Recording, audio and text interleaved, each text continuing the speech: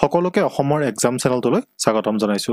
আজি আমি এখন নতুনকৈ মডেল পেপাৰ লৈ আহিছো। এখন হৈছে 10 নম্বৰ পেপাৰ। অলৰেডি আমি 9খন পেপাৰ ইয়াতে আপলোড কৰিলো। আপোনালোকে যদি সেইখিনি চোৱা নাই অনুগ্ৰহ কৰি চাই ল'ব। বহুতখিনি আপোনালোকৰ হেল্প হ'ব বুলি আমি আশা কৰিছো। আৰু আমি যিবিলাক পেপাৰ লৈ আহো এই পেপাৰবিলাক সম্পূৰ্ণ আগতে যিবিলাক অসমত পৰীক্ষা হৈছে ন, সেই পৰীক্ষাবিলাকৰ প্ৰশ্নবিলাক চাই পিনি বহুত ভালকে এইবিলাক ডিটেইলছত আলোচনা কৰি আমি এই ধৰণৰ যিবিলাক পেপাৰ আছে সেই পেপাৰবিলাক আমি প্ৰস্তুত কৰি উলিয়াও। ইয়াত অকল জেনেৰেল নলেজৰ ওপৰতহে আমি পেপাৰখন লৈ আহিছো, য'ত নেকি 50টা কুৱেশ্যন থাকিব। আৰু মই কৈ দিয়া আগতে আপোনালোকে এইখিনি কৰিবলৈ চেষ্টা কৰিব। প্ৰতিটো কুৱেশ্যনত 1 মাৰ্কছকৈ আছে বুলি ধৰিব, বুজি পাইছে ন? আৰু শেষত 50ৰ ভিতৰত আপোনালোকে কিমান মাৰ্কছ পালে সেইটো কমেণ্টত জনাব বুলি আমি আশা কৰিলো। তো ভিডিঅ'টো আৰম্ভ কৰাৰ আগতে আৰু এটা কথা মই জনাব বিচাৰিছো যে আমাৰ যিটো এপ আছে, আমাৰ এটা এপ আছে, আপোনালোক বহুতে হয়তো গম পায়, যিটো গুগল প্লে ষ্টৰত উপলব্ধ আছে, অথবা আপোনালোকে ডেছক্ৰিপশ্যনত দিয়া লিংকৰ পৰা এইটো ডাউনলোড কৰি ল'ব পাৰে। অসমৰ এক্সাম বুলি চাৰ্চ কৰিব, তাতে পাই যাব। অথবা আপোনালোকে ক্ৰমত গৈ ডাইৰেক্ট অসমৰ এক্সাম বুলি চাৰ্চ কৰিলেও এইটো পাব। তো তাতে আমি আপোনালোকৰ সুবিধাৰ কাৰণে 15খন মডেল পেপাৰ প্ৰস্তুত কৰি উলিয়াইছো। ইয়াতে কুৱেশ্যন আৰু এনচাৰ গোটেইখিনি পাব। ইয়াত যিখিনি মডেল পেপাৰ আছে সেই পেপাৰখিনিত সম্পূৰ্ণ চিলেবাছ কভাৰ কৰি, মানে আপোনালোকে তাত জেনেৰেল নলেজৰ পাব, ৰিজনিঙো পাব, মেথছৰ পাব, ইংলিছৰ পাব। তো আগৰ যিখন এডিআৰই আপোনালোকে যদি পেপাৰ চাই ন, সেই পেপাৰখন দেখিব তো বিভিন্ন বস্তুৰ ওপৰত কুৱেশ্যন আহিছে। যিমানখিনি জেনেৰেল নলেজে হওক, প্ৰতিটো টপিকৰ পৰা এটা এটা কুৱেশ্যন আহিছে। ডাইৰেক্টলি ক'ব নোৱাৰি যে এনচিয়েণ্ট হিষ্ট্ৰী পাই বোলে 5টা কুৱেশ্যন আহিছে, ইণ্ডিয়ান হিষ্ট্ৰী পাই বোলে 10টা কুৱেশ্যন আহিছে। তেনেকুৱা ধৰণৰ তাতে নাছিলে, হয়তো আপোনালোকে যদি ভালকৈ চাই সেইটো গম পাব, হয়নে? তো সেই যিবিলাক পেপাৰ আছিলে বা আগৰ যিবিলাক তাৰ পুৰণা পেপাৰ আছে, সেই পেপাৰবিলাক আমি চাইছো। চাই পিনি বহুত কেইজন টিচাৰ লগ লাগি পেলাই এই পেপাৰখন প্ৰস্তুত কৰি উলিয়াইছে। আৰু এইকেইখন যদি আপোনালোকে ছল্ভ কৰিব পাৰে আৰু যদি আপোনালোকে প্ৰেক্টিচ কৰে বাৰে বাৰে, তেতিয়াহ'লে আপোনালোকে এটা ভাল ৰিজাল্টৰ আশা কৰি ল'ব পাৰে। আৰু এইটো মাত্ৰ 150 ৰুপিছত আমাৰ এপত উপলব্ধ আছে। আপোনালোকে নিজে তাৰ পৰা বাই কৰি ল'ব পাৰিব। ইয়াৰ উপৰিও আমি ক্লাছ 7ৰ পৰা ক্লাছ 10লৈ ক্লাছ কৰিছো অসমৰ এক্সাম যিটো এপ আছে তাতে। তো আপোনালোকৰ ওচৰৰ পাজৰে যদি কোনোবা ক্লাছ 9 বা 10ৰ ষ্টুডেণ্ট আছে, আপোনালোকে তেওঁলোকক জনাই দিব যে অসমৰ এক্সাম যিটো চেনেল আছে তাতে অতি কম মূল্যত, চাওক মাত্ৰ 1 বছৰত আমি 1000 টকা চাৰ্জ লওঁ আৰু ক্লাছ 10ৰ কাৰণে 1500 টকা, য'ত গণিত, সমাজ বিজ্ঞান, বিজ্ঞান, ইংলিছ গ্ৰামাৰ এইসমূহৰ তাতে ক্লাছ চলি আছে। ঠিক আছে, বুজি পাইছে? তো আমি এতিয়া আমাৰ যিখন আজি পেপাৰ, সেই পেপাৰখন আমি আলোচনা কৰোঁ। তো আজিৰ যিটো প্ৰথম প্ৰশ্ন আছে, সেই প্ৰথম প্ৰশ্নটো এনচাৰ আপোনালোকে কমেণ্টত জনাব লাগিব। অলৰেডি 9খন পেপাৰ আমি কৰিলোঁ। প্ৰতিখন পেপাৰৰ এনচাৰ মই আপোনালোকক A to Z দি গৈছোঁ। আৰু আজি মই বিচাৰিছোঁ কি যিটো প্ৰথম কুৱেশ্যন, সেই প্ৰথম কুৱেশ্যনটোৰ এনচাৰ আপোনালোকে আমাক কমেণ্টত জনাব। তো আপোনালোকে ভিডিঅ'টো পজ কৰি ল'ব পাৰে, ভালকৈ পঢ়িব। এনেকুৱা ধৰণৰ যিবিলাক প্ৰশ্ন আজিকালি খুব অহা দেখা গৈছে। ঠিক আছে, এনেকুৱা ধৰণৰ প্ৰশ্নবিলাকত অকণমান টাইম লাগে, যিহেতু প্ৰতিটো অপশ্যনে চাব লাগে। ইয়াতে সুধিছে যে consider the following statements about the Rajya Sabha of the Indian parliament, যে ভাৰতীয় সংসদৰ ৰাজ্যসভাৰ বিষয়ে তলত দিয়া বক্তব্যসমূহ বিবেচনা কৰক। যে ৰাজ্যসভাৰ কথা সুধিছে, ঠিক আছে, ৰাজ্যসভাৰ বিষয়েনো তলত কোনটো শুদ্ধ, সেই শুদ্ধকেইটা আপোনালোকে বিবেচনা কৰিব লাগিব, যে 1 শুদ্ধ নে 2 শুদ্ধ, 3 শুদ্ধ, গোটেইকেইটা শুদ্ধ। তো এই প্ৰশ্নবিলাক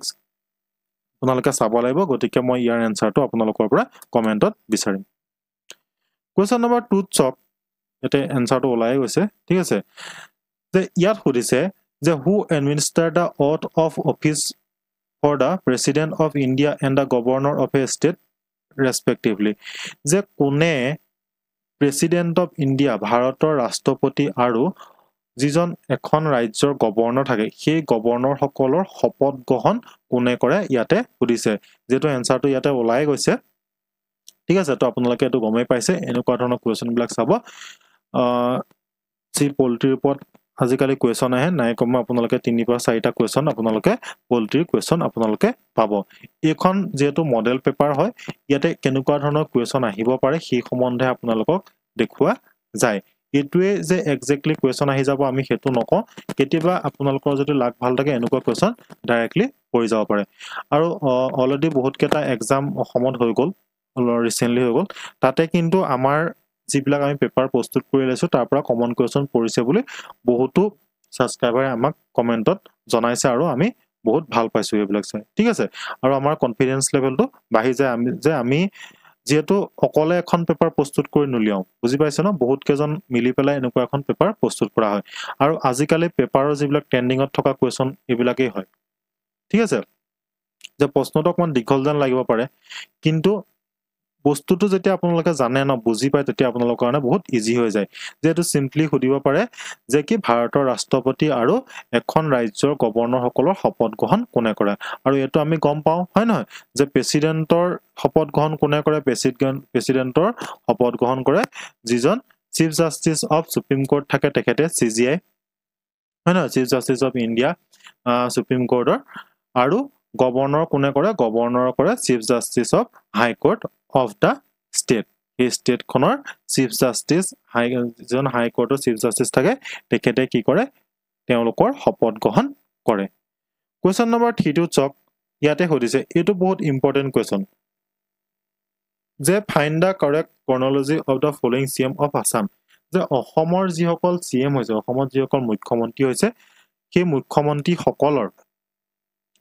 মানে একাধিক ক্ৰমে সজাবলৈ কৈছে প্ৰথম কোন আছিল সেকেন্ড কোন আছিল তেনেকৈ দিছে অপচন দিছে গোপীনাথ বৰদলৈ বিষ্ণুৰাম মেধি বিমলা প্ৰসাদ চলেহা মহেন্দ্ৰ মোহন চৌধুৰী তো আমি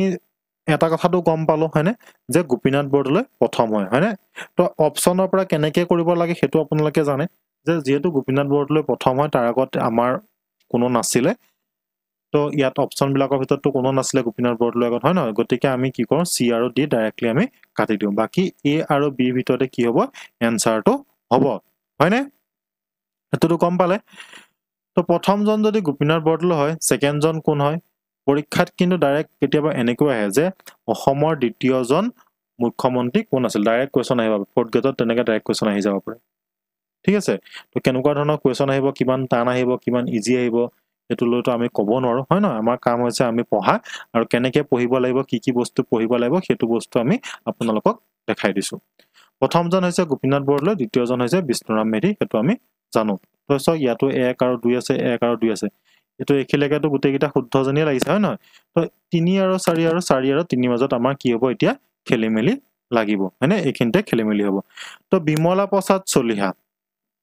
বিমলা প্ৰসাদ চলিহাৰ বিষয়ে আমি অকমান জানিব লাগে তেখেতে এটা লং টাৰ্মৰ কাৰণে কি কৰিছিল অসমৰ মুখ্যমন্ত্ৰীৰ যিখন আসন হয় হেখন দখল কৰি আছিল তেখেতে বিষ্ণুৰাম যিজন বিমলা প্ৰসাদ চলিহা হয় তেখেত কি কৰিছিল বিষ্ণুৰাম মেধিৰ পিছত অসমৰ মুখ্যমন্ত্ৰী হৈছিল বিষ্ণুৰাম মেধি কি হৈছিল বিষ্ণুৰাম মেধি মাদ্ৰাজৰ আছিল তেতিয়া তামিলনাডুৰ ঠিক আছে তামিলনাডুৰ ৰাজ্যপাল হিচাপে তেখেত কি হৈছিল নিয়োগ হৈছিল আৰু অসমৰ প্ৰথমজন অসমীয়া যি নেকি কোনো এখন ষ্টেটৰ ঠিক আছে কোনো এখন ষ্টেটৰ ৰাজ্যপাল হিচাপে নিযুক্তি হৈছিল তেখেতেই আছিল বিষ্ণুৰাম মেধি এই কোৱেশ্চনটো পৰীক্ষাত খুব আহে ঠিক আছে এটো মন ৰাখিব আৰু আমাৰ গোপীনাথ বৰদলৈ তো কেতিয়া আছিল এটোটো গমেই পায় ন 1938 চনৰ পৰা 1939 চনলৈকে আছিল কিন্তু ইয়াৰ পিছতে কি হৈছিল গুটেই কংগ্ৰেছৰ আইএনসি যিসকল সদস্য আছিল তেওঁলোকে কি কৰিছিল পদত্যাগ কৰিছিল তেতিয়া গোপীনাথ বৰদলৈ আছিল তাৰ পিছতো যেতিয়া ভাৰত স্বাধীন হৈছিল 1946 চনৰ পৰা 47 চনত ভাৰত স্বাধীন হৈছিল না তাৰ আগৰ পৰা 1946 চনৰ পৰা 1950 চন মানলৈকে কি আছিল গোপীনাথ বৰদলৈ অসমৰ মুখ্যমন্ত্ৰী আসন দখল কৰি আছিল আৰু তাৰ পিছতে কোন হৈছিল বিষ্ণুৰাম মেধি আছিল বিষ্ণুৰাম মেধি 1950 চনৰ পৰা এইবিলাক মন ৰাখিব লাগিব ঠিক আছে মই এনেই কৈ থকা নাই কিন্তু 1950 চনৰ পৰা 1957 চন মন ৰাখিবলগীয়া বস্তু হৈছে প্ৰথমজন সেকেন্ডজন আৰু লাষ্টৰ বৰ্তমান যিজন চলি আছে এইবিলাক বস্তু মন ৰাখিব লাগে পৰীক্ষাত আজিকালি সোধে প্ৰথমজনৰ কথা সোধে দ্বিতীয়জনৰ কথা সোধে আৰু যিজন ৰানিঙত চলি আছে আমাৰ হিমন্ত বিশ্ব শৰ্মা হয় ন হিমন্ত বিশ্ব শৰ্মাৰ কথা সকলোৱে গম পায় সকলোৱে জানে তো তেখেতৰ কিবা অৱদান তেখেতৰ যিবিলাক বৰঙনি কিতাপ পত্ৰ সেইবিলাকো আমি চাব লাগিব তো গোপীনাথ বৰদলৈ কেতিয়া আছিল স্বাধীনতাৰ আগত 1938 পৰা 1939 যেহেতু হেকন সময় এবছৰৰ কাৰণে পাইছিল কি হৈছিল যে আইএনসিয়ে সকলো সদস্য পদত্যাগ কৰিছিল তেতিয়া গোপীনাথ বৰদলৈও পদত্যাগ কৰিছিল তাৰ পিছত ভাৰত স্বাধীনতাৰ 1946 পৰা 1950 চনলৈকে গোপীনাথ বৰদলৈ আছিল তেতিয়া প্ৰধানমন্ত্ৰী বুলি কোৱা হয় তাৰ পিছত বিষ্ণুৰাম মেধি আহিলে বিষ্ণুৰাম মেধিৰ দিনৰ পৰা মুখ্যমন্ত্ৰী যেটো শব্দ হেতু ইউজ কৰা হৈছিল আৰু বিষ্ণুৰাম মেধি কেতিয়া আছিল 1950 চনৰ পৰা 1957 চনলৈ মই বেছি এক্সপ্লেইন কৰি থকা কাৰণে হয়তো বহুতে বেয়া হ'ব পাৰে উপায় নাই এইখিনি আপোনালোকে জানিব লাগিব ঠিক আছে যেটো কিবা এটা নজনা বস্তু শিকিব আহিছে বা আপোনালোক হয়তো বহুত জানে আমি জানো আপোনালোকে বহুতেই জানে ঠিক আছে বহুতৰ আমি কমেন্টখিনি চাও বহুতে বহুত মাৰ্কস পায় আমাৰ ভাল লাগে কিন্তু কি হয় বহুতে খেলিমেলি লাগে সেই কাৰণে আমি অকমান ট্ৰাই কৰো যে অকমান আমি জনাখিনি যাতে আপোনালোকো জানক ঠিক আছে এইখিনি বস্তু বিশেষকৈ নজনাখিনিৰ কাৰণে বাকিখিনি স্কিপ কৰি ল'ব পাৰিব তো বিমলা প্ৰসাদ চলিহাৰ কথা মই এই কাৰণে উল্লেখ কৰিছো যে তেখেতৰ বিষয়ে অকমান জানিবলগীয়া থাকে তেখেতৰ দিনতে আমাৰ অসমত বহুতখিনি কি হৈছিল বহুতখিনি কাম হৈছিল বহুতেই বেছি কাম হৈছিল যিবিলাক বস্তু নেকি এতিয়া আমাৰ চলি আছে বিমলা প্ৰসাদ চলিহাৰ কাৰণে আমাৰ যি অসমীয়া ভাষা আছে আমি অসমীয়া ভাষাটো আজি ভালকে কৈ থাকিব পাৰিছো ঠিক আছে আৰু বিষ্ণুৰাম মেধিৰ কথা মই লগতে কলো যে প্ৰথমজন অসমীয়া যি নেকি ভাৰতৰ কোনো এখন ষ্টেটৰ ঠিক আছে ষ্টেট মানে মাদ্ৰাজত হৈছিল তামিলনাডুৰ গভৰ্ণৰ হোৱা প্ৰথমগৰাকী অসমীয়া ব্যক্তি আছিল বিষ্ণুৰাম মেধি আৰু বিষ্ণুৰাম মেধিৰ পিছতে কোন হৈছিল বিমলা প্ৰসাদ চলিহা অসমৰ মুখ্যমন্ত্ৰী হৈছিল ঠিক আছে কিন্তু মুখ্যমন্ত্ৰী হোৱাৰ পূৰ্বে বিমলা প্ৰসাদ চলিহা কি আছিল গম পায়নে বিধানসভাৰ কিন্তু তেখেত সদস্য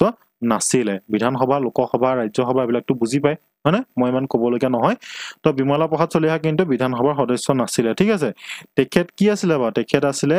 লোকসভাৰ একজন সদস্য আছিলে ঠিক আছে তো তেখেতক কি কৰিছিলে কাছাৰ জিলাৰ যি বদৰপুৰ আছে বদৰপুৰ বিধানসভাৰ সমষ্টিৰ পৰা তেখেতক বিধানসভালৈ নিৰ্বাচিত কৰা হৈছিল আৰু তাৰ পিছতে তেখেতক অসমৰ মুখ্যমন্ত্ৰী ৰূপে ঠিক আছে অসমৰ মুখ্যমন্ত্ৰী ৰূপে তেখেতক নিয়োগ কৰা হৈছিল আৰু শৰাইঘাটৰ ওপৰত যিখন দলং দেখিছে ন 1962 চনত তেখেতৰ দিনতে হৈছিল আমাৰ অসমৰ যিটো প্ৰথমটো ৰেশম সূতা কল এটো জানে জাগিৰোডত আছে হেতু কি হৈছিল বিমলা প্ৰসাদ চলিহাৰ দিনতে হৈছিল তাৰ উপৰিও গুৱাহাটীৰ যি তেল শোধনাগাৰ আছে নুনমাটি তেল শোধনাগাৰ ইয়াও তেখেতৰ দিনত হৈছিল ভাৰত চীনৰ যুদ্ধ হৈছিল নামৰূপৰ সাৰ কাৰখানা যি আছে সেয়াও তেখেতৰ দিনত হৈছিল ঠিক আছে তো বহুতখিনি বস্তু কি হৈছিল বিমলা প্ৰসাদ চলিহাৰ দিনতে আমাৰ অসমত হৈছিল তাৰ উপৰিও গুৱাহাটীৰ যিটো প্ৰথমটো ফিল্ম ষ্টুডিও আছে ন জ্যোতি চিত্ৰবন তেখেতৰ দিনতে কি হৈছিল মুকলি কৰা হৈছিল তো সেই কাৰণে বিমলা প্ৰসাদ চলিহাক বহুতে পাহৰিব নোৱাৰে ভাষা আন্দোলনৰ ক্ষেত্ৰতে হওক ঠিক আছে অসমীয়া ভাষাক ৰাজ্যিক ভাষা হিচাপে তেখেতে স্বীকৃতি দিবৰ কাৰণে কি কৰিছিল প্ৰথমতে মত পোষণ কৰিছিল তো এটো গমেই পালে অপচন কি হ'ব ইয়াতে অপচন এ ঠিক আছে তো ইয়াৰ যেটো শুদ্ধ উত্তৰ হ'ব হেতু হ'ব অপচন এ প্ৰথম আছে গোপীনাথ বৰদলৈ তাৰ পিছত আছে বিষ্ণুৰাম মেধি বিমলা প্ৰসাদ চলিহা মহেন্দ্ৰ মোহন চৌধুৰী এটো ক্ৰনলজিক্যাল অৰ্ডাৰত আমাৰ চলি যাব ঠিক আছে তাৰ পিছত চক 4 নম্বৰ প্ৰশ্নটো তো এনেকুৱা ধৰণৰ কোৱেশ্চন আপোনালোকে দেখিবলৈ পাব এনেকুৱা ধৰণৰ কোৱেশ্চন বিলাক আজিকালি সাধাৰণতে পৰীক্ষাত আহে যে কি কৰিছে এটো লিষ্টৰ লগত এই লিষ্টটো মিলাব দিছে যে কোনখন বস্তু ক'ত আছে ঠিক আছে তো এতিয়া চক ভট্টদেৱ ইউনিভাৰ্সিটি তো সেইখন জাগাৰ লোকসকলটো গম পাইছে ন যে ভট্টদেৱ ইউনিভাৰ্সিটি ক'ত আছে ভট্টদেৱ ইউনিভাৰ্সিটি আপোনালোকে ধৰিলক নাজানো তেতিয়া একো টেনচন ল'ব লগা নাই কিয় কাৰণে যে আপোনালোকে ইয়াতে এলিমিনেশন মেথড যেটো থাকে ন যে অপচন খিনি কাটি কাটি আপোনালোকে উলিয়াব পাৰে এতিয়া চক কুমাৰ ভাস্কৰ বৰ্মন সংস্কৃত এণ্ড এনচিয়েন্ট ষ্টাডিজ ইউনিভাৰ্সিটি তো কুমাৰ ভাস্কৰ বৰ্মন সংস্কৃতৰ কথা কৈছে ইয়াতে এইবিলাক আমাক নালাগে সংস্কৃত ইউনিভাৰ্সিটি ক'ত আছে নলবাৰীত আছে বহুতে জানে সকলোৱে জানে হয় ন তো বিট 1 ক'ত আছে চক বিট 1 এটোত আছে তো অপচন এটোই শুদ্ধ হ'ব তো বাকি কেইটা কতো নাই দেখিছেনে তো এনেকে এনসাৰ বিলাক কৰিব লাগে হয়নে যে কুমাৰ ভাস্কৰ বৰ্মা সংস্কৃত এণ্ড এনচিয়েন্ট ষ্টাডিজ ইউনিভাৰ্সিটি ক'ত আছে নলবাৰীত অৱস্থিত বাকিখিনি অপচন চাবলৈ আমাৰ দৰকাৰ নাই অটোমেটিকলি ইয়াতে ওলাই গৈছে যেটো বিট আৰু 1 কতো নাই হয়নে ইয়াত 2 আছে ইয়াত 3 আছে তো এইগিটাটো নহয় এটোই হ'ব আমাৰ শুদ্ধ উত্তৰ তো বাকিখিনি আপোনালোকে এনেকে পঢ়ি ল'ব কোৱেশ্চন নম্বৰ 5 ত চক ইয়াতে হতিছে যে ভাৰতৰ প্ৰাক্তন মুখ্য ন্যায়াধীশ শ্ৰী ৰঞ্জন গগৈ আত্মজীৱনীখনৰ নাম কি তো ৰঞ্জন গগৈ হৈছে অসমৰ তেখেত আছিলে চিফ জাস্টিস অফ ইন্ডিয়া আছিলে হয় ন তেখেতৰ এখন আত্মজীৱনী আছে এই আত্মজীৱনীখনৰ নাম কি তো ৰাম মন্দিৰৰ লগত শ্ৰী ৰঞ্জন গগৈ এটা অতি জড়িত নাম হয় সকলোৱে জানে ৰঞ্জন গগৈ আমাৰ অসমৰ এজন ব্যক্তি হয় তেখেতৰ যিখন বায়োগ্ৰাফি হয় সেই বায়োগ্ৰাফিখনৰ ওপৰত কোৱেশ্চন অহাৰ চান্স বহুতে বেছি আছে সেই কাৰণে এই কোৱেশ্চনটো আপোনালোকৰ কাৰণে লৈ অহা হৈছে আৰু ইয়াতে অপচনখিনি আপোনালোকে পঢ়িব প্ৰথমতে নিজে চেষ্টা কৰিব আৰু ইয়াৰ শুদ্ধ উত্তৰটো মই কৈ দিছো এটো হৈছে অপচন সি জাষ্টিস ফৰ দা জাজ আৰু এইখনেই হৈছিল ৰঞ্জন গগৈ আত্মজীৱনী এটো সব অপশন সি হৈছে ইয়াতে শুদ্ধ উত্তৰ কোৱেশ্চন নম্বৰ 6 ত চক ইয়াতে সুধিছে যে 23 মাৰ্চ 2019 তাৰিখে ভাৰতৰ প্ৰথমজন লোকপালক নিযুক্তি দিয়া হয় ভাৰতৰ প্ৰথমজন লোকপালক কেতিয়া নিযুক্তি দিছিলে 23 মাৰ্চ 2019 তাৰিখে তলত দিয়া বিকল্পসমূহৰ পৰা প্ৰথম লোকপালজন চিনাক্ত কৰক যে 23 মাৰ্চ 2019 তাৰিখে ভাৰতৰ প্ৰথমজন লোকপালক নিযুক্তি দিয়া হৈছিল হেতু আমি জানিলো হয়নে তো এতিয়া আমাক সুধিছে যে প্ৰথমজন লোকপালনো কোন আছিল কাকনো প্ৰথমতে নিয়োগ কৰা হৈছিল বৰ্তমানৰ যিজন লোকপাল হয় তেখেতৰ নামটো কমেন্টত জনাবচোন ঠিক আছে তো ইয়াৰ ভিতৰত যেটো শুদ্ধ উত্তৰ হৈছে হেতু হৈছে অপশন ডি শ্ৰী পিনাকী চন্দ্ৰ ঘোষ তেখেত আছিল প্ৰথমজন ভাৰতৰ লোকপাল কোৱেশ্চন নম্বৰ 7 ত চক ইয়াতে সুধিছে যে which among the following word is not mentioned in the preamble of our constitution preamble মানে হৈছে প্ৰস্তাৱনা যে তলত দিয়া কোনটো শব্দ ভাৰতৰ প্ৰস্তাৱনা যেটো আমাৰ প্ৰস্তাৱনা আছে সেই প্ৰস্তাৱনাটোত কি আছে উল্লেখ নাই বুলি আমাক কৈছে প্ৰশ্নটো কিন্তু ভালকে পঢ়িব কোনটো আছে সোধা নাই ইয়াত সুধিছে স্পষ্ট কৰি দিছে যে কোনটো ভাৰতৰ যেটো প্ৰস্তাৱনা আছে সেই প্ৰস্তাৱনাটোত তলৰ কোনটো শব্দ নাই তো এটো বহুতে হয়তো গম পাইছে হয়নে ইয়াত আৰু কিবা ক'বলগীয়া আছে জানো এটোটো একদম কমন কোৱেশ্চন বহুত বাৰ আহি গৈছে হয়নে অপশন 8 ত চক তলৰ কোনটো বক্তব্য জিএসটি পৰিষদৰ বিষয়ে সত্য নহয় জিএসটি ওপৰত যোৱাবাৰ এডিআৰিত কোৱেশ্চন আহিছিল দুটা নে তিনটা কোৱেশ্চন আহিছে যোৱাবাৰ জিএসটি ওপৰত ঠিক আছে পেপাৰটো দুখন থাকে ন এখন আগবেলা এনেকে হয় হাই সেকেন্ডাৰী কাৰণে তেনেকুৱা কিবা থাকে নেকি আৰু এখন পিছবেলা তেনেকে হয় তো তলৰ কোনটো বক্তব্য জিএসটি পৰিষদৰ বিষয়ে সত্য নহয় প্ৰথমটো দিছে ইট ইজ এ স্টেটুটৰী বডি হয় জানো এখন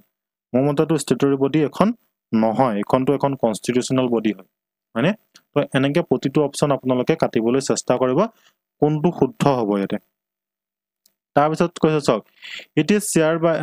শেয়াৰ্ড by the prime minister of India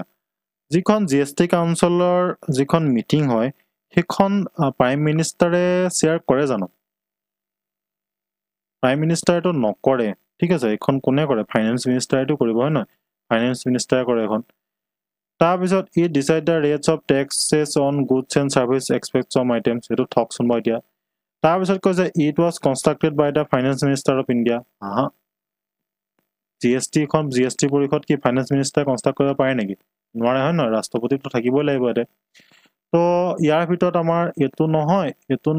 নহয় তো it decide the rates of tax and goods and services aspects of items তো এটোই হ'ব আমাৰ শুদ্ধ উত্তৰ অপশন সি হ'ব সৰি ইয়াতে কি দিছে অপশন বি আহি গৈছে তো বি টো ইয়াতে নহব মানে it is shared by the prime minister of India prime minister এটো নকৰে এখন কোনে কৰে এটো ইউনিয়ন যিজন ফাইনান্স মিনিষ্টাৰ তেখেতে কৰে তো ইয়াতে অপশন সি হ'ব শুদ্ধ ঠিক আছে এটো অপশন সি এইটোত হ'ব অপশন সি কোৱেশ্চন নম্বৰ 9 ত কৈছে যে তলত দিয়া কোনখন আঁচনিৰ অধীনত ভাৰত চৰকাৰে যুৱক যুৱতীসকলক জিএসটি আৰু আনুষংগিক বিষয়সমূহৰ ওপৰত প্ৰশিক্ষণ দিয়াৰ এক কাৰ্যসূচী আৰম্ভ কৰিছে তো এটোটো অলৰেডি স্টাৰ্ট হৈ গল তো জিএসটি ওপৰত আপোনালোকে কোৱেশ্চন পাব ঠিক আছে আপোনালোকে চাব জিএসটি কেতিয়া ভাৰতত স্টাৰ্ট কৰিছিলে বা ভাৰতৰ জিএসটিৰ যেটো ফৰ্মুলা হয় সেই ফৰ্মুলাটো কোনখন দেশৰ পৰা আনিছে বা জিএসটিৰ যেটো ধাৰণা সেই ধাৰণাটো প্ৰথমতে কোনখন দেশত স্টাৰ্ট কৰা হৈছিল ঠিক আছে আৰু ভাৰতত জিএসটি প্ৰথমতে কোনখন ষ্টেটে কি কৰিছিলে প্ৰয়োগ কৰিছিলে বা কোনখন ষ্টেটে প্ৰথম আৰম্ভ কৰা হৈছিল ঠিক আছে এনেকুৱা ধৰণৰ কোৱেশ্চন বিলাক জিএসটি ৰিলেটেড কোৱেশ্চন বিলাক আপোনালোকে চাব লাগিব আৰু পৰীক্ষাত এনেকুৱা ধৰণৰ কোৱেশ্চন বিলাক আহে তো আমাক ইয়াত ডাইৰেক্টলি সুধিছে যে তলত দিয়া কোনখন আঁচনিৰ অধীনত ভাৰত চৰকাৰৰ যুৱক যুৱতীসকলক জিএসটি আৰু আনুষংগিক বিষয়সমূহৰ ওপৰত প্ৰশিক্ষণ দিয়াৰ এক কাৰ্যসূচী আৰম্ভ কৰিছে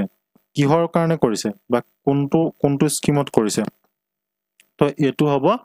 প্ৰধানমন্ত্ৰী কুশল বিকাশ যোজনা ঠিক আছে PMKVY এটো হ'ব ইয়াতে শুদ্ধ উত্তৰ কোৱেশ্চন নম্বৰ 10 ত সুধিছে তলৰ কোনটো জৈৱ গেছৰ মূল উপাদান তো সায়েন্সৰ এনেকুৱা ধৰণৰ কোৱেশ্চন যাব আহিছিল যিখন আপোনালোকে পূৰ্ণ পেপাৰখন কিন্তু চাই যাব ঠিক আছে যদি পৰীক্ষা দিবলৈ হজাইকে ওলাইছে তেতিয়ালে পূৰ্ণ পেপাৰ চাবই লাগিব তাৰ ওপৰত ভিত্তি কৰি বহুতখিনি কোৱেশ্চন অহা দেখা যায় তো তলৰ কোনটো জৈৱ গেছৰ মূল উপাদান তো মিথেন মানে 10 নম্বৰ মিথেন আছে ইয়াতে শুদ্ধ উত্তৰ Question number 11 চক ইয়াতে সুধিছে যে অসমৰ কোনটো জনগোষ্ঠীয়ে 2020 চনৰ ডিসেম্বৰ মাহৰ মাজ ভাগত নিজৰ কলা সংস্কৃতি পৰিবেশন কলা আৰু জনগোষ্ঠীয় প্ৰচাৰৰ বাবে জুৰিমা মহোৎসৱৰ আয়োজন কৰিছিলে বা এই কোৱেশ্যনটো ডাইৰেক্টলি কেনেকৈ সুধিব যে জুৰিমা মহোৎসৱ কোনে পালন কৰে বা জুৰিমা যেটো মহোৎসৱ হেতু কোনটো জনগোষ্ঠীৰ লগত জড়িত ইমানখিনি আপোনালোকক লিখি এই কাৰণে দিয়া যাতে আপোনালোকে পঢ়ি থাকক সময়টো নগৈ থাকক এক্সামিনাৰৰ কাম হৈছে আপোনালোকক কি কয় ফেল কৰোৱা আৰু আপোনালোকৰ কাম হৈছে এক্সামিনাৰক ফেল কৰোৱা হয় নহয় যে কেনেকুৱানো কোৱেশ্যন দিছ ইমান কোৱেশ্যন দিবি মইতো কৰিমেই হয়নে তো সব কোৱেশ্যনৰ এই কোৱেশ্যনটো ফৰ্থ গ্ৰেডত আহিবলৈ হলে এনেকৈ আহিলে হয় যে জুৰিমা মহোৎসৱ কোনটো জনগোষ্ঠীৰ লগত জড়িত আপোনালোকে হয়তো থাৰ্ড গ্ৰেড বা তাতকৈ ওপৰ অকমান লেভেলৰ কাৰণে এপ্লাই কৰিছে তাত আপোনালোকৰ কাৰণে এনেকৈ অকমান ৰচনা লিখি দিব যে অসমৰ কোনটো জনগোষ্ঠীয়ে 2020 চনৰ ডিসেম্বৰ মাহৰ মাজভাগত নিজৰ কলা সংস্কৃতি পৰিবেশন কলা আৰু জনগোষ্ঠীয় প্ৰচাৰৰ বাবে জুৰিমা মহোৎসৱৰ আয়োজন কৰিছিল জুৰিমা মহোৎসৱ বহুতে এটো নাম শুনিছে অপচন দিছে বড়ো ডিমাসা কাৰ্বি মিচিং হয়নে তো ইয়াৰ ভিতৰত কি শুদ্ধ হ'ব জুৰিমাটো কাৰ লগত জড়িত ডিমাসা টাইপৰ লগত জড়িত হয় না ডিমাসা সকলে এটো উৎসৱ পালন কৰে কোৱেশ্যন নম্বৰ 12 সুধিছে যে 1540 আৰু 1587 চনৰ ভিতৰত ৰজা নৰনাৰায়ণে অবিভক্ত কোচ ৰাজ্য কমতাৰ ওপৰত শাসন কৰে আৰু তাৰ পিছত আহোম কছাৰী ত্ৰিপুৰা আৰু মণিপুৰ ৰাজ্যকে ধৰি সমগ্ৰ ব্ৰহ্মপুত্ৰ উপত্যকাক অধীনলৈ আনে ৰজা নৰনাৰায়ণৰ বাস্তৱ নাম কি আছিল দেখিলেনে কিমানখিনি অকাই পকাই গৈ লাষ্টত কি সুধিলে যে ৰজা নৰনাৰায়ণৰ বাস্তৱ নাম কি আছিল তো আপোনালোকে স্পেলিংখিনি অকমান ইগনোৰ কৰিব যেহেতু এখিনি অটো ট্ৰান্সলেট হৈ গৈছে ঠিক আছে আপোনালোকৰ বহুতে অসমীয়াত লিখিব আনিবৰ কাৰণে কয় যেহেতু আমি ইংৰাজীতে লিখি আনো কিন্তু যেতিয়া ট্ৰান্সলেট হৈ যায় এখিনি অটো ট্ৰান্সলেট হৈ যায় গুগলে নিজে নিজে ট্ৰান্সলেট কৰে তো ইয়াতে অলপ ভুল হ'ব পাৰে গতিকে সেইকাৰণে মই যিখিনি কৈ দিছো সেইখিনিৰ ওপৰত গুৰুত্ব দিব আৰু ইয়াতে ইংলিছত যেটো আছে হেতুকে আমি শুদ্ধ বুলি গ্ৰহণ কৰিম ঠিক আছে চক কোৱেশ্যনটো ইমানখিনি এখন ৰচনা লিখি দিলে যে 1540 আৰু 1587 চনৰ ভিতৰত কি হৈছিল ৰজা নৰনাৰায়ণে অবিভক্ত কোচ ৰাজ্য কমতাৰ ওপৰত শাসন কৰে আৰু তাৰ পিছত আহোম কছাৰী ত্ৰিপুৰা আৰু মণিপুৰ ৰাজ্যকে ধৰি সমগ্ৰ ব্ৰহ্মপুত্ৰ উপত্যকা কি কৰে তেওঁলোকৰ অধীনলৈ আনে এতিয়া লাষ্টত কি সুধিছে যে ৰজা নৰনাৰায়ণৰ বাস্তৱ নাম কি আছিল ঠিক আছে ডাইৰেক্টলি কোৱেশ্যন সুধিব পাৰিলে হয় যে ৰজা নৰনাৰায়ণৰ প্ৰথমতে প্ৰশ্নটো পঢ়োতে এনেকুৱা লাগিছিল যেন কিবা বেলেগ ধৰণৰ অদ্ভুত কথাই সুধিব হয় নহয় তো এনেকুৱাতে কি কৰে বহুতে এৰি দিয়ে কোৱেশ্যন সেইকাৰণে গোটেই কোৱেশ্যনটো পঢ়িবলৈ অকমান ধৈৰ্য ৰাখিব লাগিব ঠিক আছে লাষ্টতটো গম পালে কি হয় একদম ইজি কোৱেশ্যন এটা সুধি দিলে যে ৰজা নৰনাৰায়ণৰ কি নাম আছিল এটোতো সকলোৱে গম পায় হয় নহয় তেনেকে চিলাৰায় কি নাম আছিল হয়নে তো শুক্লধ্বজ আছিল কাৰ চিলাৰায় নাম তো ইয়াত কি সুধিছে নৰসিংহ শুক্লধ্বজ মল্লদেৱ আৰু পৰীক্ষিত তো নৰনাৰায়ণৰ নাম কি আছিল মল্লদেৱ হয়নে মল্লদেৱ আছিল নৰনাৰায়ণৰ নাম আৰু শুক্লধ্বজ আছিল কাৰ নাম চিলাৰায় নাম চিলাৰায় কোন আছিল নৰনাৰায়ণৰ ভায়েক এইবিলাক কথা মই বহুতখিনি ভিডিঅ'ত কৈছো কোৱেশ্যন নম্বৰ 13 চক ইয়াতে সুধিছে কোৱেশ্যনৰ লেভেলটো কেনেকুৱা পাইছে এটো জনাব ঠিক আছে বেছি টান হৈছে যদিও ক'ব বেছি ইজি হৈছে যদিও ক'ব যেহেতু এখন অকলে মই প্ৰস্তুত কৰা পেপাৰ নহয় বহুত নাই কম এখন পেপাৰ 4 জন মান মানুহ লগ লাগি পেলাই এখন প্ৰস্তুত কৰিছে গতিকে আপোনালোকে আমাক জনাব ঠিক আছে কেনেকুৱা হৈছে যদি আপোনালোকে জনাই তেতিয়া আমি অলপ আৰু ভাল কৰিবলৈ আমি চেষ্টা কৰিম তো আহোম ৰাজ্যৰ প্ৰতিষ্ঠাপক চাওলুং চুকাফাই 1228 চনৰ পৰা 1268 চনলৈ অসমত শাসন কৰিছিল তেওঁ মৃত্যুৰ পিছত তেওঁ উত্তৰাধিকাৰী কোন আছিল তো আজি কোৱেশ্যনবিলাক অলপ এনেকুৱাকৈ পাব অকমান অকাই পকাই ধৰণৰ সোধা যেহেতু আজিকালি এনেকুৱা ধৰণৰ কোৱেশ্যন সুধিবলৈ লৈছে ডাইৰেক্ট কোৱেশ্যন আপোনালোকক সুধিব পাৰিলে হয় যে চুকাফাৰ মৃত্যুৰ পিছত কোনে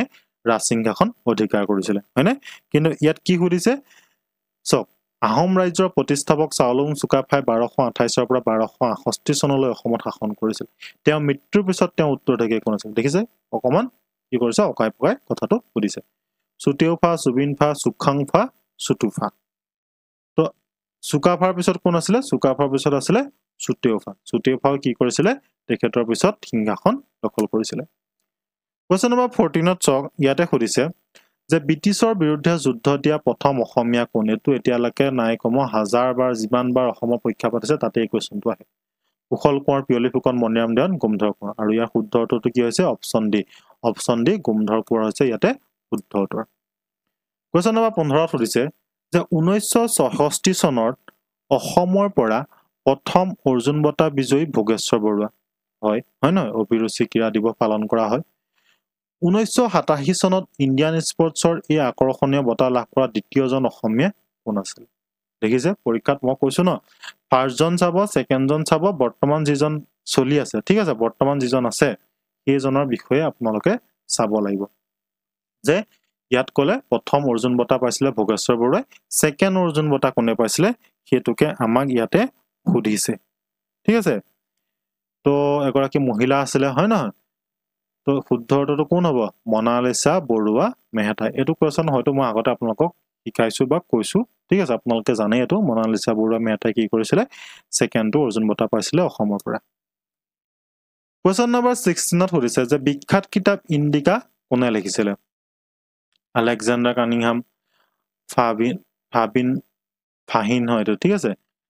মেগাস্থেনিছ আৰু পিলনি তো ইণ্ডিকা যিখন আছিল এখন মেগাস্থেনিছৰ ইণ্ডিকা বুলি কোৱা হয় ন এটোতো পঢ়োতে আমি এনেকে পঢ়ো যে মেগাস্থেনিছৰ ইণ্ডিকা আমি ইণ্ডিকা কোনে লিখিছিলে বুলিতো নপঢ়ো মেগাস্থেনিছৰ ইণ্ডিকা বুলি পঢ়ো হয় ন তো মেগাস্থেনিছে কি কৰিছিলে এই ইণ্ডিকাখন লিখিছিলে কোৱেশ্যন নম্বৰ 17 চক ইয়াতে সুধিছে যে ইংৰাজী শিক্ষা আইনে উইলিয়াম বেণ্টিকৰ সিদ্ধান্ত অনুসৰি ইংৰাজী ভাষাক ভাৰতত শিক্ষাৰ মাধ্যম কৰি তুলিছিল আৰু ভাৰতত শিক্ষা আৰু সাহিত্যৰ বাবে ব্যয় কৰিবলৈ ব্ৰিটিছ ইষ্ট ইণ্ডিয়া কোম্পানীক ধন আবণ্টন দিয়া হৈছিল এই আইনখন কেতিয়া গৃহীত হৈছিল যে যিখন ইংলিছ এডুকেশ্যন এক্ট আছিলে সেই এক্টখন কেতিয়া ভাৰতত গৃহীত হৈছিল সিম্পলকে সেই কোৱেশ্যনটোকে আপোনালোকক ইয়াতে সুধিছে আপোনালোকে প্ৰশ্নবিলাক অকমান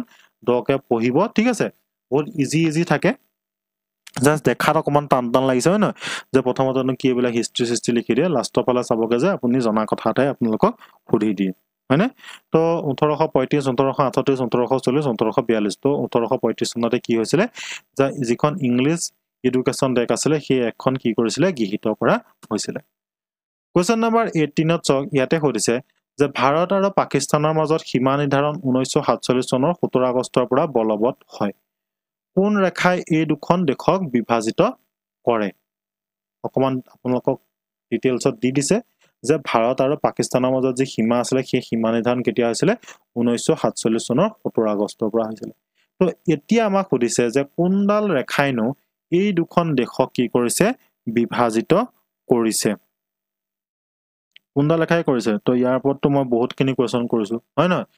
যে আমাৰ এইখন হৈছে ভাৰতবৰ্ষ হয় নহয় এখন মই ভাৰতবৰ্ষ বুলি ধৰি লৈছো পাকিস্তানখন আছে এইখিনিতে পাকিস্তান আছে এইখিনিতে আছে আফগানিস্তান এইখিনি যিডাল আছে এডালক কি বুলি কোৱা হয় দুৰান লাইন বুলি কোৱা হয় নহয় তাৰ চাইনাৰ লগত যি আছে এডালক কি বুলি কোৱা হয় মেকমোহন লাইন বুলি কোৱা হয়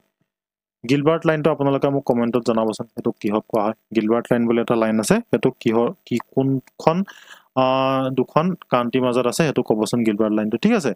তো ইয়াতে যেটো শুদ্ধ হ'ব হেতু আছে ৰেড ক্লিফ লাইনটো কি আছে ভাৰত আৰু পাকিস্তানৰ মাজত ৰেড ক্লিফ লাইন আছে আফগানিস্তান আৰু ভাৰতৰ মাজত কি আছে দুৰান লাইন আছে এখিনিত আৰু ইণ্ডিয়া আৰু চাইনাৰ মাজত কি আছে মেকমোহন লাইন আছে ঠিক আছে কোৱেশ্যন নম্বৰ 19 চক ইয়াতে সুধিছে which of the following was the first অংকীয়া নাট written by শংকৰদেৱ তো শংকৰদেৱৰ দ্বাৰা বিৰচিত প্ৰথমখন অংকীয়া নাট কি আছিল তো শংকৰদেৱৰ ওপৰত আপোনালোকে কোৱেশ্যন পাব তেখেতৰ এনেকুৱা ধৰণৰ কোৱেশ্যন আহে ঠিক আছে পত্নী প্ৰসাদ চিহ্নযাত্ৰা ৰুক্মিণীহৰণ কালিয়া দমন তো প্ৰথমখন যিখন অংকীয়া নাট আছিল সেইখন কি আছিল চিহ্নযাত্ৰাখন আছিল শংকৰদেৱৰ দ্বাৰা বিৰচিত প্ৰথমখন অংকীয়া নাট কোৱেশ্যন নম্বৰ 20 সুধিছে যে জোনাকীৰ প্ৰথম সম্পাদক কোন আছিল লক্ষ্মীনাথ বেজবৰুৱা চন্দ্ৰ কুমাৰ আগৰৱালা হেমচন্দ্ৰ গোস্বামী ৰত্নেশ্বৰ মেহতা তো এটো আপোনালোকে গমেই পাইছে আৰু জোনাকী বুলি কোৱাৰ লগে কোন হয় চন্দ্ৰ কুমাৰ আগৰৱালা হয় ন কোৱেশ্যন নম্বৰ 21 তো এনেকুৱা ধৰণৰ কোৱেশ্যন যোৱাবাৰ পৰীক্ষাত আহিছিল যে বাস্কেটবলৰ দল এটাত কিমানজন খেলুৱৈ থাকে আপোনালোকে কাবাডী হওক খো-খো হওক বাস্কেটবল হওক ভলিবল হওক ক্ৰিকেটতো নাহে পৰীক্ষাত হকিটো নাহে পৰীক্ষাত ঠিক আছে এইবিলাক জানে যিহেতু তো বাস্কেটবল খো-খো কাবাডী ঠিক আছে ভলিবল তো এইবিলাকৰ কিমানজন খেলুৱৈ থাকে সেই খেলুৱৈবিলাকৰ সংখ্যাটো মনত ৰাখিবলৈ চেষ্টা কৰিব ইয়াতে দিছে বাস্কেটবল দল এটাত কিমানজন খেলুৱৈ থাকে 5 6 4 7 কোনটো হ'ব বাৰু অপচন এ ঠিক আছে বাস্কেটবলত কি থাকে 5 জন থাকে এটা দলত তাৰ পিছত সুধিছে 22 নম্বৰত যে ভাৰতত কেতিয়া পালন কৰা ৰাষ্ট্ৰীয় ক্ৰীড়া দিৱস মই হিন্টছ এটা আপোনালোকক দি দিব পাৰো যে যিজন ধ্যানচাঁদ আছিল না মেজৰ ধ্যানচাঁদ হকীৰ যাদুকৰ তেখেতৰ জন্মদিনত কি হয় ভাৰতত এটা নিৰ্দিষ্ট দিনত কি হয় ৰাষ্ট্ৰীয় ক্ৰীড়া দিৱস পালন কৰা হয় আপোনালোকে এতিয়া গম পালে হয়নে আগষ্ট মাহত হয় হেতু কনফাৰ্ম কাৰণ গোটেইটা অপচন আগষ্টত আছে 21 23 25 29 কোনটোত কৰা হ'ব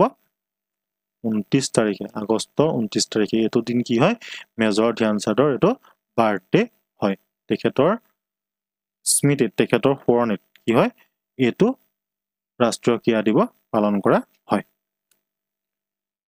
কোৱেশ্চন নম্বৰ 23 23 কি সুধিছে যে কুচিপুড়ি 8টা প্ৰধান ধ্ৰুপদী ভাৰত ধ্ৰুপদী মানে ক্লাছিকেল ইণ্ডিয়ান ডেন্সৰ কথা কৈছে ঠিক আছে ক্লাছিকেল যেটো ইণ্ডিয়ান ডেন্স আমাৰ আছে ন 8টা মান তো সিহঁতৰ কথা কৈছে তো কুচিপুড়ি 8টা প্ৰধান ধ্ৰুপদী ভাৰতৰ নৃত্যৰ পৰম্পৰাৰ ভিতৰত এটা তলৰ কোনখন ৰাজ্য তো যেটো কুচিপুড়ি যেটো নৃত্য হয় যেটো ক্লাছিকেল ডেন্স হয় ক্লাছিকেল ডেন্সৰ যেটো ফৰ্ম হয় এটো কোনখন ষ্টেটৰ হয় হেতু আমাক সুধিছে আমাৰ অসমতো কি হয় সত্ৰীয়া হয় না মণিপুৰটো নহবই মণিপুৰৰ মণিপুৰী আছে তো এই যেটো কুচিপুড়ি হয় হেতু কৰ হয় হেতু হৈছে অন্ধ্ৰ প্ৰদেশত কি হয় কুচিপুড়ি হয়নে কোৱেশ্চন নম্বৰ 24 যে কাৰ কক্ষপথৰ মাজত গহাণু পোৱা যায় তো মই অসমৰ কি কয় অসম সৰি আমাৰ সৌৰজগত বুলি এটা ক্লাছ আছে আমাৰ চেনেলতে পাব আপোনালোকে এটা চাবচোন তো সৌৰজগতৰ ওপৰত সোলাৰ সিস্টেমৰ ওপৰত যিমানখিনি কোৱেশ্চন আহিব আপোনালোকৰ গোটেইখিনি তাৰ পৰাই ক্লিয়াৰ হৈ যাব হেতুতকে বেলেগ আপোনালোকে চাব নালাগে এডিআৰিৰ কাৰণে ঠিক আছে বহুত পঢ়ি দিয়ে কিন্তু এডিআৰিৰ কাৰণে ইমানো বেছি চাব নালাগে আমাৰ এটা ভিডিও ইয়াতে আপলোড আছে এডিআৰি 2.0 কাৰণে হেতু যথেষ্ট আসাম পুলিচৰ কাৰণেও হেতুৱে যথেষ্ট হেতু চাব আপোনালোকৰ যিখিনি সোলাৰ সিস্টেমৰ ওপৰত কোৱেশ্চন আহিব 1 মাৰ্কছ এটাটো আহিব হেতু কনফাৰ্ম আপোনালোকে ধৰি লওক ঠিক আছে তো হেতু চাব আপোনালোকৰ গোটেইখিনি ক্লিয়াৰ হৈ যাব তো এতিয়া সুধিছে আমাৰ গহাণু ঠিক আছে গহাণু সকলোৰে কক্ষপথত পোৱা নাযায় দুটা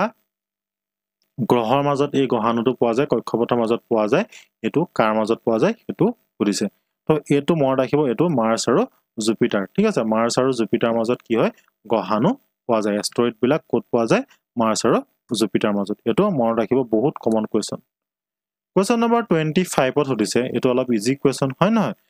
যে মিডনাইট সান তলৰ কোনটোক মাছ নিখাৰ সূৰ্যৰ দেশ বুলি কোৱা মাছ নিখাৰ সূৰ্য উদয়ৰ দেশ বুলি কোৱা হয় মাছ নিখাৰ সূৰ্য উদয়ৰ দেশ কি হয় সৰু পৰা এটো পঢ়ি আহিছে হয়তো আপোনালোকে ক্লাস 3 মানৰ পৰা এটো পঢ়ি আহিছে যে নৰৱে কি হৈছে নৰৱে হৈছে মাছ নিখাৰ সূৰ্য উদয়ৰ দেশ কোৱেশ্চন নম্বৰ 26 ত সুধিছে যে তলত উল্লেখ কৰা বন্যপ্ৰাণী অভয়াৰণ্যসমূহৰ ভিতৰত কোনখন ওদালগুৰি জিলাত অৱস্থিত পৰীক্ষাত ওদালগুৰি প্ৰশ্নতে বহুতবাৰ সোধা দেখিছো মই এতিয়ালৈকে ঠিক আছে বহুত কেইখন পেপাৰ চোৱা গল তো কেইখন পেপাৰত এই প্ৰশ্নটোকে অকাই পকাই সুধিছে সেই কাৰণে মই অকল ওদালগুৰি কথাটোকে লৈ আহিলো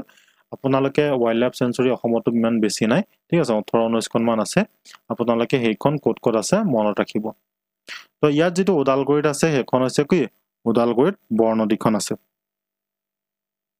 মানে ওদালগুৰিত আছে বৰনদী ঠিক আছে শুদ্ধ উত্তৰ পৰীক্ষাত কেতিয়াবা এনেকৈ আহে যে বৰনদীৰ যিখন অভয়াৰণ্য হেখন কোনখন ডিস্ট্ৰিক্টত আছে তেনেকৈ উল্টা পুল্টা এই কোৱেশ্চনটো আহি থাকে 27 ত সুধিছে যে the aggregate growth model followed by the first 5-year plan was the growth model developed by যে প্ৰথম 5 বছৰীয়া পৰিকল্পনাত যেটো কাৰ মানে আৰহি ঠিক আছে অলপ ভালকে চক যে the aggregate growth model followed by the first 5-year plan was the growth model developed by যে প্ৰথম 5 বছৰীয়া পৰিকল্পনা অনুসৰণ কৰা সামগ্ৰিক বৃদ্ধিৰ আৰ্হিটো আছিল কাৰ দ্বাৰা বিকশিত কৰা বৃদ্ধিৰ আৰ্হি তো প্ৰথম যেটো পঞ্চবাৰ্ষিক পৰিকল্পনা আছিল সেই পঞ্চবাৰ্ষিক পৰিকল্পনাত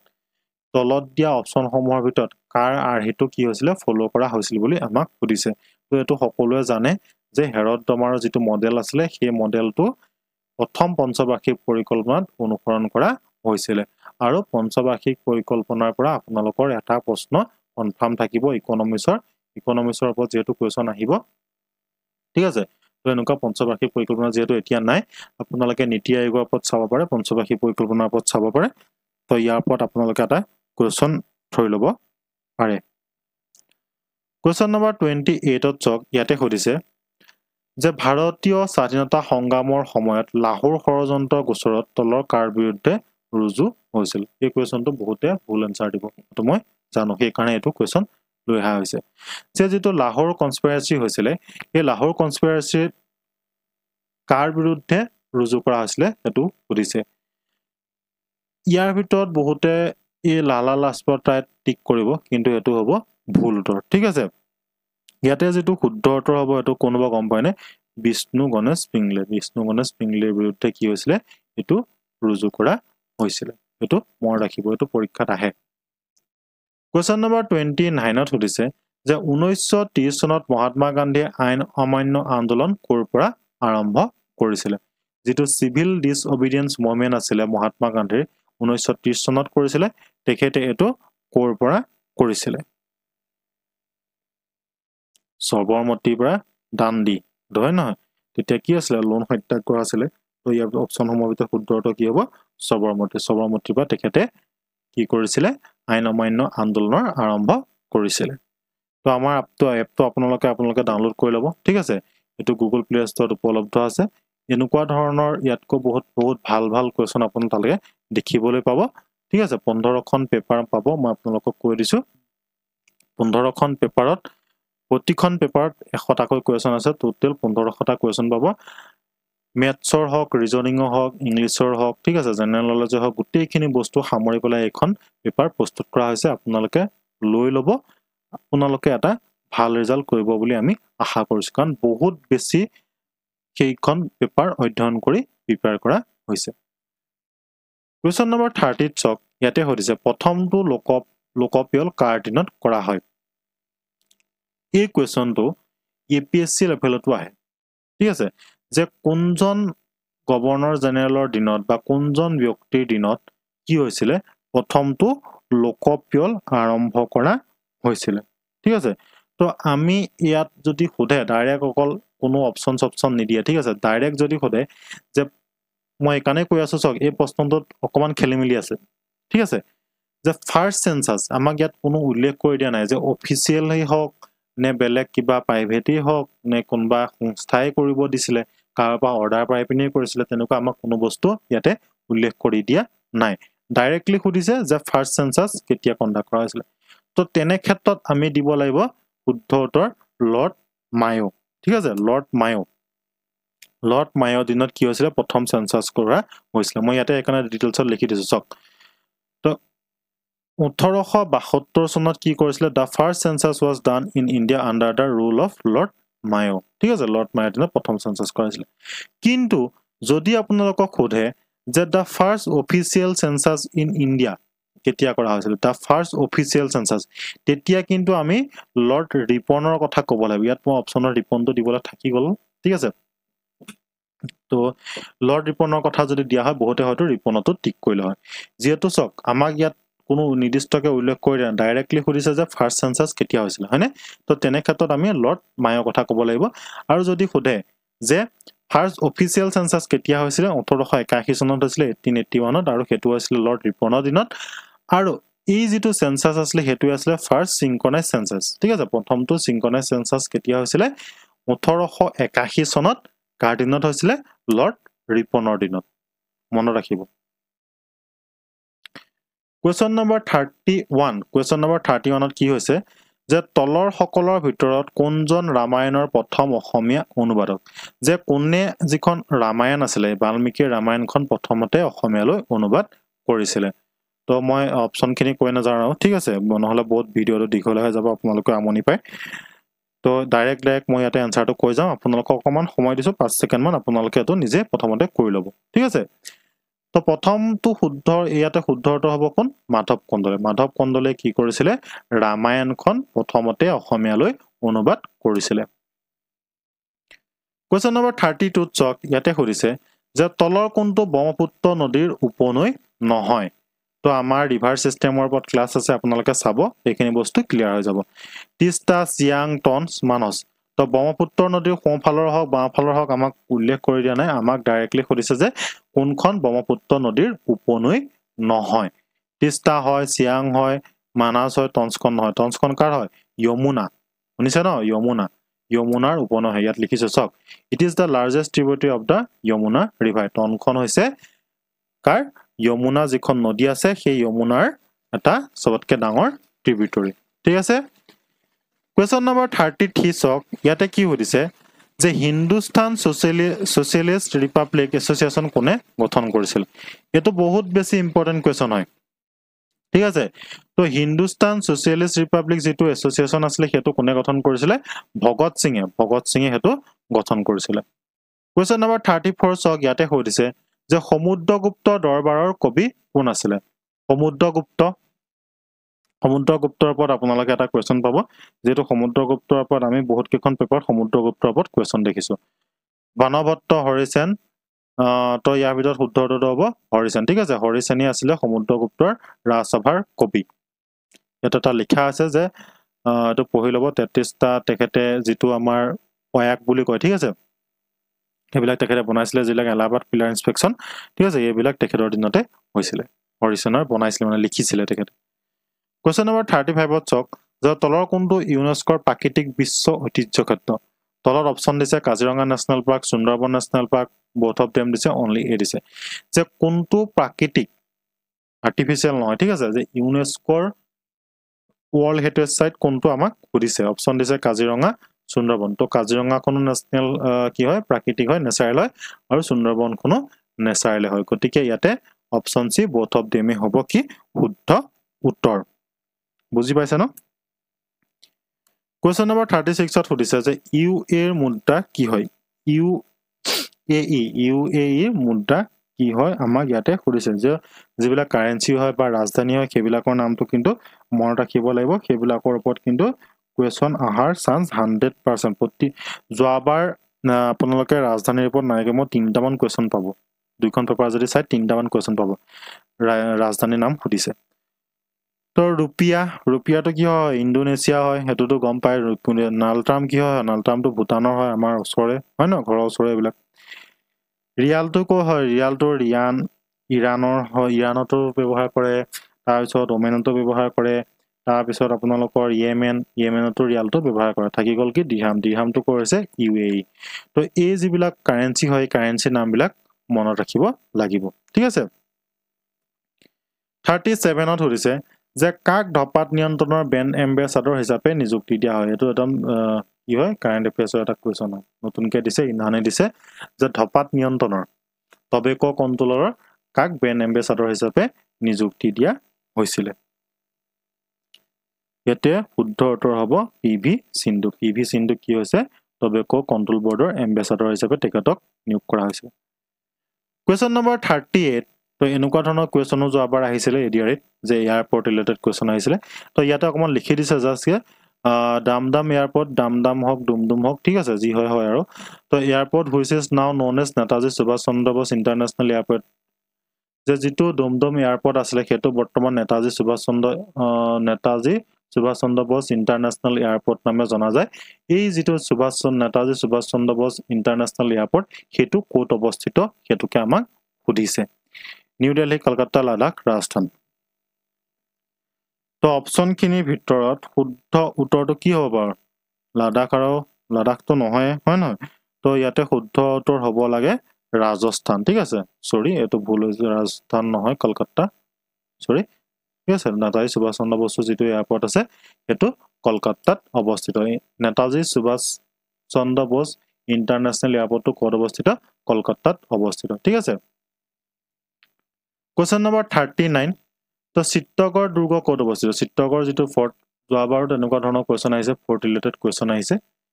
তো ফৰ্ট বুলি ক'লে আমি সাধাৰণতে ক'লে যাওঁ ৰাজস্থান আৰু হাৰিয়ানা হয় নহয় এই দুটা ভিতৰতে শুদ্ধ উত্তৰ হ'ব লাগে যে চিত্তগড় দুৰ্গ ক'ত অৱস্থিত পাঞ্জাব দিছে ৰাজস্থান দিছে গুজৰাট দিছে হাৰিয়ানা দিছে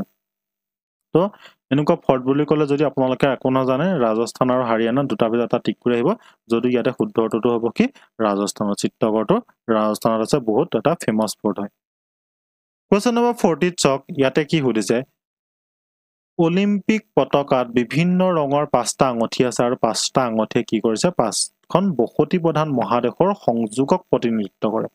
ৰঙা ৰঙে কোনখন মহাদেশক প্ৰতিনিধিত্ব কৰে হয় না অলিম্পিকৰ যেটো এনেকা আছে ন এনেকুৱা ৰিং বিলাক যোৱাবাৰ অলিম্পিকৰ কোনটো কালাৰ নাই সেই পৰ্যন্ত কোৱেশ্চন আহিছে তো ইয়াতে মই কি সুধিছো যে অলিম্পিক পতাকাত বিভিন্ন ৰঙৰ 5টা আঙঠি আছে এটা দুটা তিনটা চাৰিটা 5টা বিভিন্ন কালাৰ আছে তো 5টা আঙঠিয়ে 5খন বসতি প্ৰধান মহাদেশক সংযোগ কৰে তো আমাৰ 7খন মহাদেশ আছে দুখনতটো মানুহ থাকিব নোৱাৰে হয় ন সেইকাৰণে কৈছে 5খন বসতি প্ৰধান মহাদেশক সংযোগ কৰে যদি 7খনত থাকিব পাৰিলে মেবি এটা চাগে 7টা মান এনেকে লগাই দিলে হয় না তো তেওঁলোকে জানে আৰু কি কৰিলে হয় তো ৰঙা ৰঙে কোনখন মহাদেশক প্ৰতিনিধিত্ব কৰে সুধিছে আৰু যেটো ৰঙা ৰং সেই ৰঙা ৰংটোৱে কোনখন দেশক প্ৰতিনিধিত্ব কৰে তো ৰঙা ৰঙে কাক কৰে ৰঙা মনত থাকিব ন আমেৰিকা কি কৰে ৰঙা ৰঙা কৰে ব্লুটো হৈছে ইউৰোপ ইয়েলো হৈছে এছিয়া তাৰ পিছত যেটো ব্ল্যাক হৈছে আফ্ৰিকা তো আফ্ৰিকা মানুহবিলাক অলপ কোলা কোলা ধৰণৰ হয় তো একাৰণে তেওঁলোকৰ কাৰণে মেবি ব্ল্যাক দি দিলে তেনেকে মন ৰাখিব লাগিব আপোনালোকে তাৰ পিছত অষ্ট্ৰেলিয়া বা ওচেনিয়াৰ কাৰণে গ্ৰীন আছে আৰু ৰেডটো গমে পালে আমেৰিকাৰ কাৰণে ঠিক আছে তো আফ্ৰিকাটো মন ৰাখিবৰ কাৰণে ইজি হয় নহয় এটো কোলা আৰু আমাৰ যেটো এছিয়া আমাৰ নিজৰ কথা কৈছে আমিতো এছিয়া মানুহ হয় না তো আমাৰ কাৰণে কি দিছে ইয়েলো তেনেকে মন ৰাখিব লাগিব কোৱেশ্চন নম্বৰ 41 চক কোৱেশ্চন নম্বৰ 41 ত কি সুধিছে যে ফিফাৰ যেটো মুখ্য কাৰ্যালয় এনেকুৱা মুখ্য কাৰ্যালয়বিলাক পৰীক্ষাত আহে আইসিসি মুখ্য কাৰ্যালয় ক'ত আছে ফিফা মুখ্য কাৰ্যালয় ক'ত আছে হকি মুখ্য কাৰ্যালয় ক'ত আছে তো এনেকুৱা ধৰণৰ কোৱেশ্চন বিলাক আপোনালোকৰ পৰীক্ষাত আহিব বিশেষকৈ আইসিসি ওপৰত বহুত কোৱেশ্চন আহে দুবাইত আছে হয় না তো ইয়াতে শুদ্ধটো হৈছে অপচন এ যে জুৰি সুইজাৰলেণ্ডত আছে তাৰপিছত ইয়াতে কি আছে হকিটো আছে কোৱেশ্চন নম্বৰ 42 সুধিছে যে কোন চনত গভৰ্ণৰ জেনেৰেল ভাইসৰয়লৈ সলনি কৰা হৈছে তো যিসকল গভৰ্ণৰ জেনেৰেল আছিল এই গভৰ্ণৰ জেনেৰেলক ভাইসৰয়লৈ কেতিয়া সলনি কৰা হৈছিল অপচন এ 1878 চনত কি কৰিছে তেওঁলোকক সলনি কৰা হৈছিল কোৱেশ্চন নম্বৰ 43 চক ইয়াতে সুধিছে কম্পিউটাৰ ওপৰতো আপোনালোকে কোৱেশ্চন পাব হয় ন যে which among the following keyword shortcut is used to bookmark the current web page on the web browser যে ওয়েব ব্ৰাউজাৰ যেটো কাৰেন্ট পেজ চলি থাকে ঠিক আছে হেতু বুকমাৰ্ক কৰিবলৈ বুকমাৰ্কটো জানে আৰু তো বুকমাৰ্ক কৰিবলৈ কিৱৰ্ডত কোনটো শৰ্টকাট ব্যৱহাৰ কৰা হয় কন্ট্ৰোল এন কন্ট্ৰোল আই কন্ট্ৰোল বি কন্ট্ৰোল ডি তো অপচন ডি ঠিক আছে কন্ট্ৰোল ডি টো কি হয় ব্যৱহাৰ কৰা হয় এনেকুৱা শৰ্টকাট বিলাক চাব কম্পিউটাৰ ওপৰত আপোনালোকে এটা কোৱেশ্চন পাবই পাব কোৱেশ্চন নম্বৰ 44 ত সুধিছে যে কোন বছৰত ইন্ডিয়ান প্ৰিমিয়াৰ লীগ আইপিএল টো অলপ দিনৰ আগতে হৈ গল হয় নহয় তো আইপিএলৰ কাৰণেতো আপোনালোক সকলো পাগলে আৰু সব তো আইপিএলৰ প্ৰথম সংস্কৰণটো কেতিয়া আহিছিল হেতুকে আমাক সুধিছে এটো আহিছিল 2008 চনত 2007 চনত অসমত কি হৈছিল বা ডাঙৰ এটা খেল হৈছিল কমেন্টত জনাবচোন কোৱেশ্চন নম্বৰ 45 ত সুধিছে যে ত্ৰিপিটক শাস্ত্ৰ কোন ধৰ্মৰ লগত জড়িত যোৱাবাৰ জৈনিজিমৰ ওপৰত এটা কোৱেশ্চন আহিছিল সেইকাৰণে মই এবাৰ বুদ্ধিজিমৰ ওপৰত এটা কোৱেশ্চন আপোনালোকৰ কাৰণে লৈ আহিছো তো ত্ৰিপিটকটো কিহৰ লগত জড়িত জৈনিজিমৰ লগত জড়িত তেখেতৰ তেওঁলোকৰ এখন কি হয় ধৰ্ম পুস্তক হয় কোৱেশ্চন নম্বৰ 46 ত চক ইয়াত কি সুধিছে যে ঋগবেদত কিমানটা গীতা আছে বুলি কৈছে ঠিক আছে কিমানটা গীতা আছে সুধিছে তো এটো অপচনটো হ'ব 1028 টা কি আছে গীতা আছে বুলি আমাক কৈছে গীত আছে বুলি আমাক কৈছে কোৱেশ্চন নম্বৰ 47 ত চক ইয়াতে কি সুধিছে যে IUCN ৰ সম্পূৰ্ণ নাম কি হয় আপোনালোকে শুনি আছে IUCN তালিকা অন্তৰ্ভুক্ত তেনেকেতো শুনে হয় নহয় তো ইয়াতে যেটো শুদ্ধ চক অকমানে কোৱাৰ হলত খেলিমেলি আছে গুটেখিনি প্ৰায় একে দেখিব ইয়াত দিছে International Union for Conservation of Nature ইয়াত দিলে আকৌ ইন্টাৰনেশনেল ইউনিটি বনাই দিলে ইউনিয়নটো ইউনিটি বনাই দিলে ইয়াত চক ইন্টাৰনেশনেল ইউনাইটেড এটোতো হ'বই নহয় না ইন্টাৰনেশনেলো আছে ইউনাইটেড আছে দেখা দেখি নহয় তো নান অফ দা এভব তো হলে দুটা ভিতৰত এটা হ'ব তো ইয়াতে শুদ্ধটো কি হ'ব এটোই হ'ব International Union for Conservation of Nature ঠিক আছে IUCN ৰ ফুল ফৰ্মটো এটো কোৱেশ্চন নম্বৰ 48 ত চক ভাৰতৰ ভিতৰতে মাজুলীক জিলা হিচাপে লোৱা প্ৰথমটো দ্বীপ ঠিক আছে আমি জানো এটো হয় না তো কেতিয়া মাজুলীক আনুষ্ঠানিকভাৱে জিলা হিচাপে ঘোষণা কৰা হয় মাজুলীৰ পৰা যিসকলে চাই আছে একদম পটাপট লিখি দিব যে মাজুলী মানচনত আছিল হয় তো শুদ্ধ উত্তৰটো কি হৈছে 2016 চনত আমি গম পাওঁ কিন্তু তাৰিখটো বহুত ইম্পৰ্টেন্ট হেতু হৈছে 8 ছেপ্টেম্বৰ 2016 8 ছেপ্টেম্বৰ 2016 চনত কি হৈছিলে মাজুলীক আনুষ্ঠানিকভাৱে জিলা হিচাপে ঘোষণা কৰা হৈছিলে কোৱেশ্চন নম্বৰ 49 ইয়াত সুধিছে মৌৰ্য সাম্ৰাজ্যৰ শেষ ৰজা কোন আছিল তো যিকোনো এটা ডাইনেষ্টি পঢ়োতে সেই ডাইনেষ্টিৰ যিজন প্ৰথম ৰজা আছিল আৰু যিজন শেষৰ ৰজা আছিল ঠিক আছে কোনে সেই ডাইনেষ্টিটো আৰম্ভ কৰিছিল কোনজন শাসকৰ দিনত ডাইনেষ্টিটো আৰম্ভ হৈছিল আৰু কাৰ দিনত হেতু খতম হৈছিল হেতু মনত ৰাখি থব তাৰ ওপৰত কোৱেশ্চন আহিব তো ইয়াত ডাইৰেক্ট সুধিছে যে মৌৰ্য সাম্ৰাজ্যৰ শেষৰজন ৰজা কোন আছিল তো হেতু কোন আছিল বৃহদাৰ্থ তো মৌৰ্য সাম্ৰাজ্যৰ প্ৰতিষ্ঠাপকজনৰ নামটো মই কমেন্টত বিচাৰি আপোনালোক কোনে প্ৰতিষ্ঠা কৰিছিল শেষৰজন হৈছে বৃহদাৰ্থ ঠিক আছে তো আপোনালোক যদি আমাৰ চেনেলটোলৈ নতুনকৈ আহিছে অনুগ্ৰহ কৰি আমাৰ চেনেলটো সাবস্ক্ৰাইব কৰি দিব বুলি মই আশা কৰিছো আৰু লগৰ বন্ধু বান্ধৱীৰ লগত আমাৰ চেনেলটো শেয়াৰ কৰি দিব তেতিয়াহে কি হ'ব আমি আৰু আপোনালোকৰ কাৰণে এনেকুৱা ধৰণৰ পেপাৰবিলাক আনিবৰ কাৰণে আমি আৰু অলপ বেছি চেষ্টা কৰিবৰ কাৰণে আমাৰ অলপ উৎসাহ জাগিব ঠিক আছে কোৱেশ্চন নম্বৰ 50 যেটো লাষ্ট কোৱেশ্চন সেই কোৱেশ্চনটো চক এনেকুৱা ধৰণৰ কোৱেশ্চন আপোনালোকে পাব মণিকুট হিল হওক চিত্ৰাচল হিল হওক নীলাচল হিল হওক সন্ধ্যাচল হিল হওক ঠিক আছে এইকেইটা হিলৰ ওপৰত একোটা বহুত ভাল ভাল মন্দিৰ ঠিক আছে বহুত ফেমাস কিছুমান মন্দিৰ টেম্পল এইবিলাকৰ ওপৰত বহিছে এই মন্দিৰবিলাকৰ নামবিলাক আপোনালোকৰ পৰীক্ষাত আহে তো আমাৰ ইয়াতে কি হৈছে যে অসমৰ কোনটো পাহাৰত হয়গ্ৰীৱ মন্দিৰ অৱস্থিত হয়গ্ৰীৱ মন্দিৰ যেটো অৱস্থিত হেতু কিহৰ ওপৰত অৱস্থিত Manikut hill Chitrachal hill Nilachal hill আৰু সন্ধ্যাচল হিল নীলাচলৰ হিলৰ ওপৰত আমাৰ কি আছে কামাখ্যা আছে হয় না তো মণিকুট হিলৰ ওপৰত কি আছে হয়গ্ৰীৱ মন্দিৰ অৱস্থিত তো আজিলে ইমানখিনি আছিল 50টা কোৱেশ্চন 50টাৰ ভিতৰত আপোনালোকে কিমান মাৰ্কস পালে আমাক কমেন্টত জনাব ঠিক আছে আৰু যেটো আমাৰ এপ আছে সেই এপটো ডাউনলোড কৰিব তাতে আপোনালোকে 15 খন পেপাৰ পাব মই বাৰে বাৰে কৈছো বহুত বেছি মানে আপোনালোকৰ কাৰণে এখিনি ইম্পৰ্টেন্ট হ'ব ঠিক আছে তো ইমানখিনি সময় আপোনালোকে আমাক দিয়াৰ বাবে আপোনালোকলৈ ধন্যবাদ জনালো